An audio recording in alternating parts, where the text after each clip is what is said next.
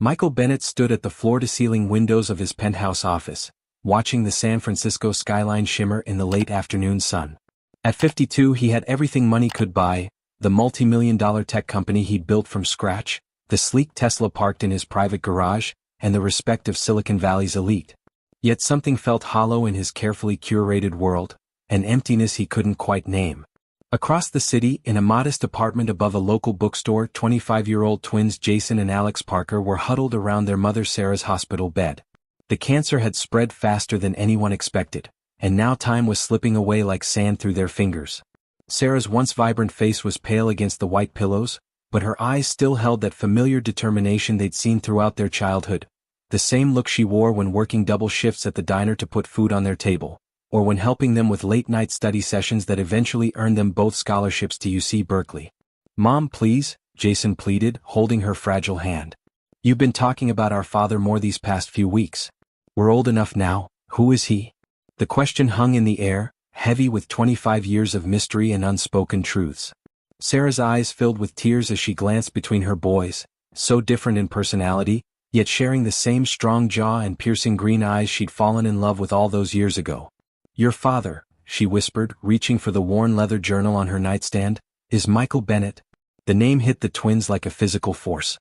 Everyone in San Francisco knew Michael Bennett, the tech mogul whose face graced magazine covers and whose company, Bennett Innovations, was revolutionizing artificial intelligence. They'd walked past his building countless times, never knowing they were passing the father they'd never met. "But why?" Alex demanded, his voice cracking with emotion. "Why didn't you ever tell him about us? Tell us about him?" Sarah's fingers trembled as she opened the journal, revealing newspaper clippings and old photographs she'd kept hidden for decades. "I was 22 working as a junior software developer at his first startup," she began. "Michael was brilliant, driven, and married. When I found out I was pregnant, his company was on the verge of its first major breakthrough. He was working 18-hour days, fighting to keep his dream alive and his marriage together." She paused, drawing a shaky breath. "I couldn't bring myself to be the one who destroyed everything he'd built. So I left, took a job across the city, and raised you both on my own." The twins sat in stunned silence, their world tilting on its axis. All those times they'd seen Michael Bennett on TV or online, reading about his success, his philanthropy, his perfect life, he'd been their father living just miles away, completely unaware of their existence. "He's hosting a charity gala at the Augustine next week," Sarah said softly, pressing the journal into Jason's hands. "I've kept every article, every piece of information about him, hoping someday you'd understand. Maybe it's time he knew the truth too." The Augustine was San Francisco's most exclusive restaurant, where the city's elite gathered to see and be seen beneath crystal chandeliers and gold-leafed ceilings. As Sarah's words sank in, the twins shared a look that spoke volumes. Their lives were about to change forever, and there was no going back. Subscribe to our channel. It motivates us to create more content for you.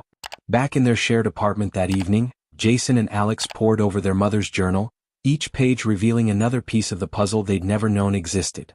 Photos of a younger Michael Bennett showed him standing proudly outside his first office, a converted garage in Palo Alto. The same green eyes that looked back at them in the mirror every morning gazed out from those faded pictures, full of determination and dreams. "Look at this," Alex said, pointing to a newspaper clipping from 1999. He almost lost everything that first year. The company was 3 days from bankruptcy when he landed the Watson contract. He ran his fingers over the headline, wondering how different their lives might have been if Bennett Innovations had failed instead of becoming a tech giant. Jason sat at their small kitchen counter, his laptop open to Bennett Innovations' website. "He's giving the keynote speech at the charity gala," he murmured. "Something about bringing AI education to underfunded schools?" The irony wasn't lost on either of them. Their father was now championing education for underprivileged kids when his own sons had grown up clipping coupons and applying for every scholarship they could find. The twins' small apartment told the story of their own journey, academic awards displayed proudly on the walls, alongside photos of them with their mother at their college graduation. They'd fought hard for everything they had, just like their father had. But while Michael Bennett had found his success in the tech world, his sons had chosen different paths. Jason becoming an environmental lawyer and Alex pursuing a career in pediatric medicine. "Remember when Mom used to take us to that little park across from Bennett Innovations?" Jason asked, lost in thought. "She'd pack our lunch and we'd sit there for hours.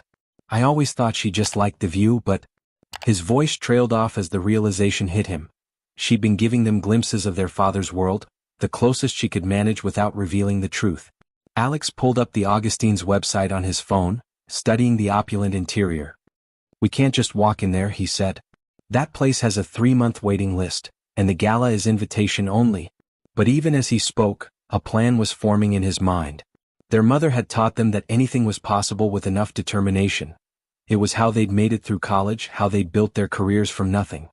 A notification popped up on Jason's laptop. Another article about Michael Bennett, this one discussing his recent divorce. The twins exchanged glances, a new understanding dawning. Their father was single now for the first time in their lives. The marriage their mother had tried so hard to protect had ended anyway, adding another layer of complexity to their already complicated emotions. "We need to find a way into that gala," Jason decided, his lawyer's mind already analyzing the problem from every angle. "Not just to meet him but for Mom. She's carried this secret for 25 years, thinking she was protecting everyone. She deserves to know what happens next." Alex nodded, pulling out his hospital ID badge. "I treated the daughter of one of the Augustine's managers last month." He remembered. "She was so grateful when we caught her son's rare condition early. Maybe." He let the thought hang in the air, possibility sparking between the brothers. As night fell over San Francisco, the twins remained at their kitchen counter, surrounded by the pieces of their father's life their mother had so carefully preserved. Through the window, they could see the gleaming tower of Bennett Innovations in the distance, its lights burning bright against the darkening sky. In just 1 week they would come face to face with the man who had unknowingly shaped their entire lives. The father who might not want to be found, the success story they'd watched from afar, the missing piece of their family puzzle that might change everything. Michael Bennett's morning routine was a well-orchestrated symphony of efficiency. As his private elevator descended to the lobby of his luxury high-rise apartment building, he scrolled through the day's agenda on his tablet, barely registering the spectacular Bay Bridge views through the glass walls.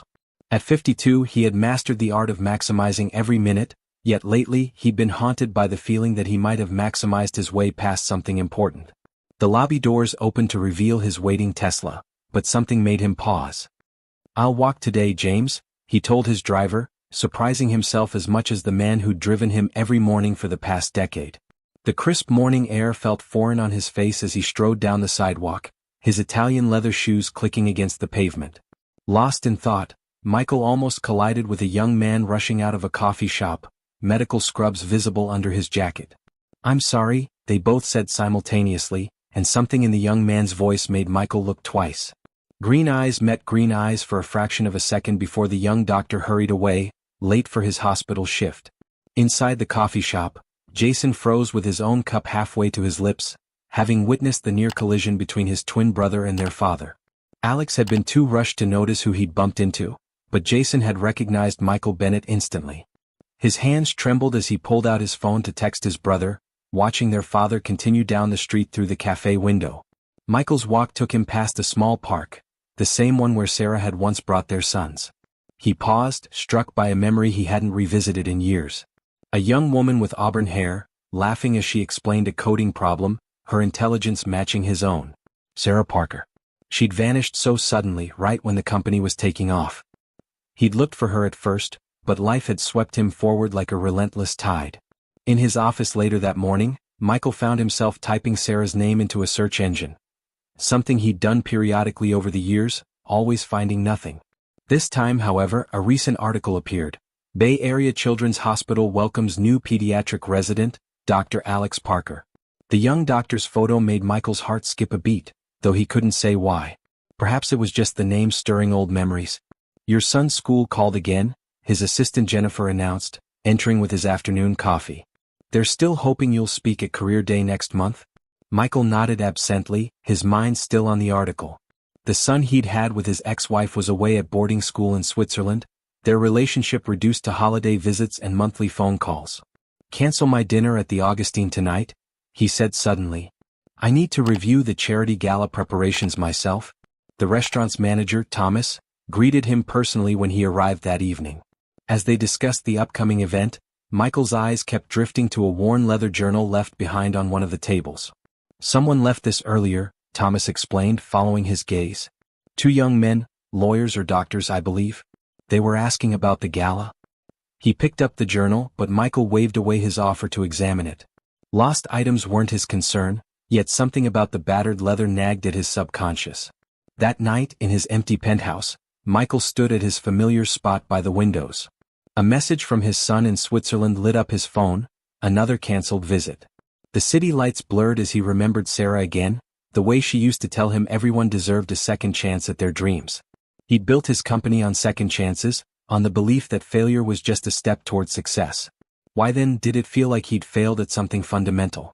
The charity gala was 5 days away. Michael didn't know it yet, but his carefully constructed world was about to change forever. The truth had been walking parallel to his life for 25 years, and soon those parallel lines would finally intersect. Subscribe to our channel. It motivates us to create more content for you. Alex burst into their apartment, still wearing his hospital scrubs, his face flushed with excitement. "You're not going to believe this," he exclaimed to Jason, who was surrounded by papers at their small dining table. "I literally ran into him this morning. And I didn't even realize it until I got your text." Jason pushed aside the legal briefs he'd been reviewing. "I saw the whole thing from Pete's coffee. It was like watching a movie, Alex. Same height, same walk, even the same way of apologizing." He ran his hands through his hair, a nervous habit they both shared. "But that's not even the biggest news. I left Mom's journal at the Augustine yesterday." Alex's eyes widened. "You what? How did you even get in there?" "I had a lunch meeting with a client," Jason explained. "Very carefully orchestrated, I might add. But here's the thing. I went back an hour later to retrieve it, and the manager told me Michael Bennett had been there." "He saw the journal, Alex?" "He didn't open it, but he saw it." The twins sat in charged silence, processing the day's events. Their mother's journal lay between them now, recovered but somehow different, as if their father's brief proximity to it had changed its meaning. Inside were not just newspaper clippings and photos, but Sarah's private thoughts, written in her neat handwriting, her hopes, her fears, her reasons for every choice she'd made. Mom's latest scan results came back, Alex said quietly, the excitement of the morning fading. "The treatment isn't working as well as we hoped." He pulled out his phone, showing Jason the calendar app. "The gala is in 4 days. We're running out of time." Jason nodded, pulling out an elegant cream-colored envelope. "Remember that environmental lawsuit I won last month? The one against that big tech company?" A slight smile played at his lips. "Turns out the judge is on the Augustine's board of directors. He was very grateful that we settled out of court, saving his brother's company from public embarrassment. Grateful enough to get us 2 invitations to a certain charity gala." Alex stared at the invitations, their gold lettering catching the late afternoon light. "We're really doing this," he breathed. "After all these years, we're going to meet him." He paused, a thought striking him. "What are we going to wear? We can't exactly show up in scrubs and a lawyer's everyday suit." The next day found them at an upscale menswear store in Union Square, being fitted for tuxedos they could barely afford.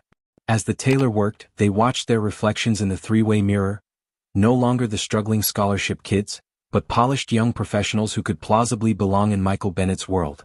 "Mr. Bennett himself was in here last week," the tailor mentioned casually, adjusting Alex's collar. "Having his gala tuxedo altered. Very particular about the details, just like you young men." The twins exchanged glances in the mirror, another strange parallel in their increasingly intertwined paths. Later that evening, they visited Sarah in the hospital, their newly tailored tuxedos carefully hung in their shared closet at home. Their mother was sleeping, her face peaceful despite the medical equipment surrounding her. A news segment played quietly on the hospital room's TV, showing Michael Bennett at a tech conference. "Today's youth need opportunities," his voice came through softly. "Everyone deserves a chance to reach their full potential." The twins watched their father gesture passionately about educational access and second chances, the same determination in his eyes that had driven them through years of hard work and sacrifice. A nurse entered to check Sarah's vitals, pausing when she saw the TV. "Oh, Mr. Bennett. He's done so much for our pediatric ward," she told Alex. "Always asking about the children's stories, their families. Who would have thought a tech billionaire could be so human?" Alex finished, his voice thick with emotion. Jason squeezed his brother's shoulder, both of them watching their father's familiar yet strange face on the screen, knowing that in just a few days, they would be standing face to face with him at last. The day before the gala dawned gray and misty, typical San Francisco weather that matched the twins' contemplative mood. At the hospital, Sarah was having one of her better days, sitting up in bed as Alex checked her vital signs himself, unable to fully separate his roles as doctor and son. "I found something else in the journal," she said, her voice stronger than it had been in days. From beneath her pillow she pulled out an old, creased envelope. Inside was a letter she'd started writing to Michael 25 years ago but never sent. "I tried so many times to tell him," she explained, handing it to Jason. "I wrote dozens of these but could never find the right words." The letter began, "Dear Michael, by the time you read this, our sons will have been born." The twins read it together, their father's name at the top blurring as tears filled their eyes. The pages were filled with Sarah's hopes, fears, and most of all, her deep belief that she was doing the right thing for everyone involved. "You never stopped loving him, did you?" Alex asked softly, noticing the way his mother's fingers traced the faded ink. Sarah smiled, a mix of joy and sadness in her expression. "I loved what he stood for, the dedication, the vision, the belief that technology could make the world better. But more than that, I loved knowing that part of him lived on in both of you. Every time you boys got excited about a science project or solved a difficult problem, I saw him in you." Meanwhile, across the city, Michael Bennett was in his office, reviewing his speech for the gala.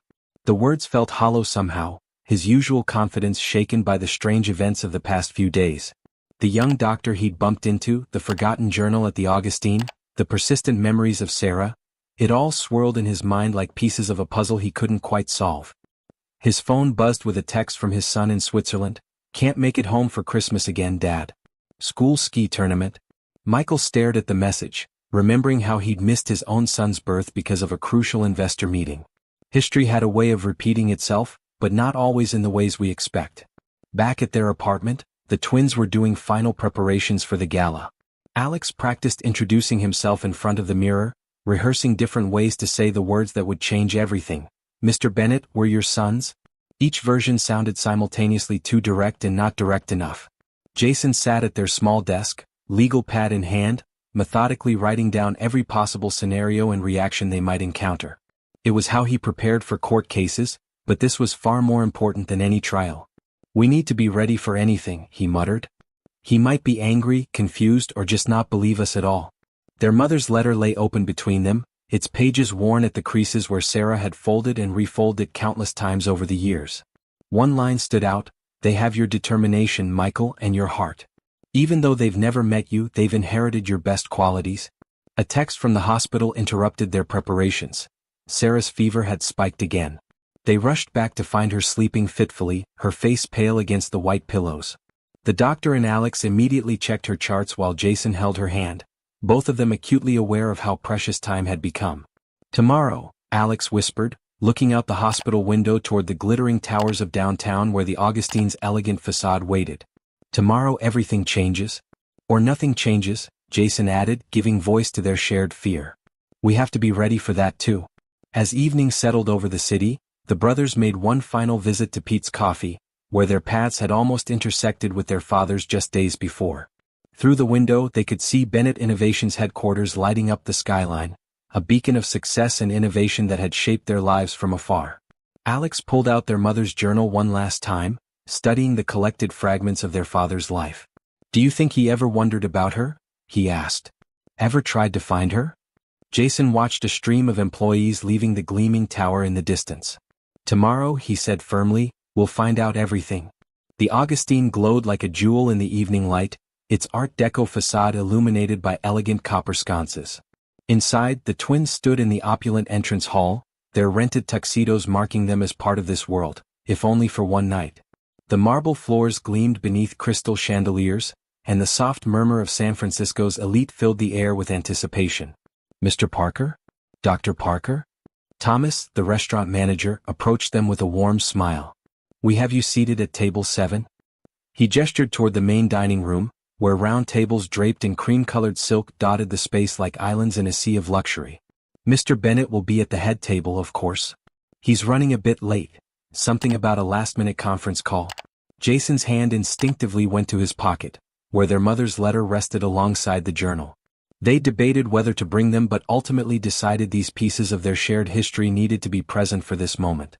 Alex's phone buzzed, a text from the hospital. Their mother was stable, resting comfortably. One less worry for the moment. The brothers made their way to their table, hyper-aware of every detail around them. The silverware gleamed like surgical instruments under the warm lighting, and the wine glasses sang softly when touched. They were seated with other young professionals, a software engineer from Google, a biotech researcher, a venture capitalist. The kind of people they might have grown up knowing if things had been different. "Did you see the latest profile of Michael Bennett in Tech Weekly?" the venture capitalist asked, clearly trying to network. "They say he's planning something revolutionary in AI education. The man's a genius at seeing connections others miss." Alex and Jason exchanged a look, knowing they were about to create a connection that would shock everyone in the room. The venture capitalist mistook their expression for interest and launched into a story about Bennett's famous ability to remember every employee's name, every detail of their lives. A ripple of excitement passed through the crowd as photographers began gathering near the entrance. "He's here," someone whispered, and the twins felt their hearts pound in perfect synchronization. They stood, unable to help themselves as Michael Bennett entered the room.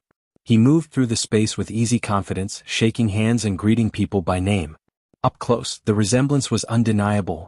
The same tall frame, the same way of tilting their heads when listening, the same slight smile that didn't quite reach their eyes when nervous. He was wearing a tuxedo from the same tailor who had dressed them, another thread connecting their parallel lives. "That's unusual," Thomas murmured as he passed their table. "Mr. Bennett's wearing his father's watch tonight. He usually saves it for board meetings." The twins glanced at the vintage timepiece on their father's wrist, then at the identical one in the photograph tucked into their mother's journal, a reminder that the past was always present, ticking away steadily beneath the surface of their lives. The room hushed as Michael took his place at the podium, adjusting his notes with the same precise movements Alex used when preparing for surgery, the same careful attention Jason gave to his legal briefs. "Good evening," he began, his voice carrying clearly through the space. "Tonight, we're here to talk about second chances." As their father spoke about opportunity and transformation, the twins felt the weight of their mother's letter in Jason's pocket, the years of silence captured in her careful handwriting. They had planned to wait until after the speech, to approach him privately, but destiny had other plans. A commotion near the entrance drew everyone's attention. Even Michael's, as a nurse from the hospital burst in, looking frantically around until she spotted Alex. "Dr. Parker," she called out, forgetting herself in her urgency. "It's your mother. You need to come now." The room fell silent. Michael Bennett stopped mid-sentence, something flickering across his face as he heard the name Parker. And in that frozen moment, as all eyes turned toward their table, the twins knew their carefully laid plans were about to unravel in ways they never could have predicted. Subscribe to our channel. It motivates us to create more content for you. The silence in the Augustine seemed to stretch for an eternity as Michael Bennett stared at the twins, his speech forgotten in his hands. Recognition flickered in his eyes, not of them specifically but of something familiar, something that had been haunting him all week. The young doctor he'd bumped into, the forgotten journal, the name Parker echoing in his mind. "Sarah Parker," he whispered into the microphone, still on from his interrupted speech. The name hung in the air like a spell, transforming the elegant charity gala into something more intimate and raw. "Your mother is Sarah Parker?" Alex was already moving toward the exit, his doctor's instincts taking over, but Jason stood his ground, pulling their mother's journal from his pocket. "Yes," he said, his voice carrying clearly across the stunned silence. "The woman who worked for you 25 years ago. The junior developer who disappeared without a trace." Michael's hands gripped the podium, his knuckles white. "The coffee shop," he said, looking at Alex. "The journal at the restaurant." His gaze shifted between them, taking in every similar feature, every shared characteristic. "Twins," he breathed, the word barely audible. The other guests sat frozen, witnessing a private moment that felt like watching a movie scene unfold in real life. The venture capitalist at their table had stopped mid-sip, his wine glass suspended in air. The photographers who had been documenting the event lowered their cameras, sensing that this was something too personal to capture. "We need to get to the hospital," Alex said urgently to his brother. Then, looking directly at Michael, he added, "She's been asking for you." Michael Bennett, the man who had built an empire on split-second decisions, who was famous for his quick thinking and decisive action, stood motionless for what felt like the first time in his life. Then, without a word to the hundreds of guests, he stepped down from the podium and walked straight to his sons. "My car's outside," he said, his CEO authority mixing with newfound paternal concern. "We'll take it." The ride to the hospital was surreal. Michael sat between his sons in the back of his luxury sedan, the journal open on his lap. His hands trembled slightly as he read Sarah's unsent letter, his eyes moving rapidly over words written 2.5 decades ago. She never wanted to hold you back, Jason explained quietly. Your company was about to take off, your first marriage was already struggling? She made the choice she thought was right for everyone, Alex added, his medical training helping him maintain composure despite his churning emotions. Michael looked up from the letter, his face showing years of missed birthdays, graduations, and father-son moments all hitting him at once. All those times, he said, his voice rough with emotion, all those times I walked past that park, something told me to stop and look. To pay attention. He turned to Alex. You have her kindness in your eyes. Then to Jason, and her way of standing up for what's right. The car pulled up to the hospital entrance, but before they got out, Michael reached into his pocket and pulled out an old, worn photograph. It showed him and Sarah at a company picnic, both laughing at some forgotten joke. I've carried this for 25 years, he admitted, never knowing why I couldn't let it go. As they rushed through the hospital corridors, their 3 sets of identical footsteps echoing in unison, the weight of the past 2 decades seemed to lift and reshape itself into something new. They weren't just running toward Sarah's room. They were running toward a future none of them had imagined possible mere hours ago. Inside the room, Sarah's eyes opened as she heard them enter. She saw her sons first, then Michael, and a peaceful smile spread across her face. You found each other, she whispered, reaching out her hands to all 3 of them. Finally. The hospital room became a sanctuary of whispered confessions and rediscovered connections. Sarah's medical monitors beeped steadily in the background as Michael pulled a chair close to her bedside, his sons standing protectively on either side. The elegant tuxedos they all still wore seemed oddly appropriate for this momentous reunion. I tried to find you, Michael said softly to Sarah, holding her frail hand in his. For months after you left, I had people searching. But you'd changed your number, moved across the city? Sarah's eyes filled with tears. I was so careful. Changed jobs, used my maiden name. I thought I was protecting your dream, your future. She looked up at her sons. But I made sure they knew everything about you. Every achievement, every milestone. The park across from Bennett Innovations, Alex said, understanding dawning in his eyes. All those lunches weren't just coincidence, were they, Mom? Sarah smiled weakly. I wanted you to feel connected to your father's world, even if you couldn't be part of it yet. I'd watch you both playing and see so much of him in you, the way you'd solve problems together, how you'd never give up until you figured something out. Michael stood suddenly, walking to the window. His reflection showed tears he was trying to hide. All those years of success, he said, his voice thick with emotion, building the company, changing the world through technology. I thought that empty feeling was just the price of achievement. But it wasn't achievement I was missing. He turned back to his sons. It was you. Both of you. Jason pulled out his phone, showing Michael their graduation photos. We got full scholarships to Berkeley, he said. Mom worked extra shifts to buy us our first suits for the interviews. Berkeley, Michael repeated, a sad smile playing on his lips. That's where Sarah and I met. She was the smartest person in our advanced programming class. He looked at his sons with growing pride. A lawyer and a doctor. You've achieved so much without my help. But with your genes, Sarah interjected softly. Your determination. Your intelligence. She squeezed Michael's hand. I used to tell them stories about the brilliant programmer who believed technology could make education accessible to everyone. They grew up knowing their father wanted to change the world for the better. Alex checked his mother's vital signs, his professional demeanor briefly overtaking his emotional state. Her stats are improving, he announced, relief evident in his voice. The crisis has passed. Michael watched his son work, seeing the same focused expression he himself wore when solving complex problems. The children's ward, he said suddenly. The one I've been funding. That's where you work, isn't it? Alex nodded. I didn't know you were the anonymous donor until recently. I've been treating kids who got a second chance because of your foundation. Second chances, Michael murmured, remembering his interrupted speech at the gala. He pulled out his phone, quickly typing something. Jennifer, cancel all my meetings for the next week. Family emergency. He looked at his sons. 25 years of catching up to do. Sarah watched the 3 men she loved most in the world, her heart full despite her physical weakness. Michael, she said quietly, there's something else you should know. She nodded to Jason, who pulled out a thick folder from his briefcase. We've been working on something, Jason explained, spreading out legal documents and technical specifications. A new kind of educational software that combines AI with accessibility features for underprivileged students. We've been developing it in our spare time, trying to make your dream of universal education access a reality? Michael's hands trembled as he looked through the papers, seeing his own vision reflected through his son's unique perspectives. Alex's medical insight into learning disabilities combined with Jason's legal expertise in educational equity. Like father, like sons, Sarah whispered, watching Michael's face light up with the same enthusiasm she'd fallen in love with all those years ago. The monitors beeped steadily, marking time as this newfound family began to bridge the decades that had separated them. Dawn broke over San Francisco, painting the hospital room in soft golden light. Sarah had finally fallen into a peaceful sleep, while Michael and his sons remained awake, their tuxedo jackets draped over chairs, talking quietly as they pieced together 25 years of parallel lives. "I remember this day," Michael said, pointing to a photo in the journal of the twins at a science fair.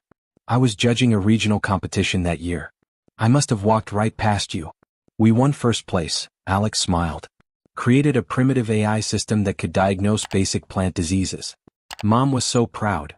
Now I understand why she kept insisting we enter that specific competition. She never stopped believing our paths would cross when the time was right," Jason added, loosening his bow tie. "Even named our educational software project Bennett Bridge. We thought we were just honoring your work, but she knew it would eventually bridge more than educational gaps." Michael pulled out his phone, showing them photos of his own journey, the early days of Bennett Innovations, the technological breakthroughs, the charitable initiatives. "Every success felt incomplete," he admitted. "I threw myself into philanthropy trying to fill something I couldn't name. Now I understand, I was looking for you both without even knowing it." Sarah stirred in her sleep, and Alex immediately checked her vitals. "Strong and stable," he reported, his professional mask slipping to reveal a son's relief. "The new treatment protocol is working better than we hoped. I want to move her to a private room," Michael said, already reaching for his phone. "The best care, the best doctors." Jason laid a hand on his father's arm.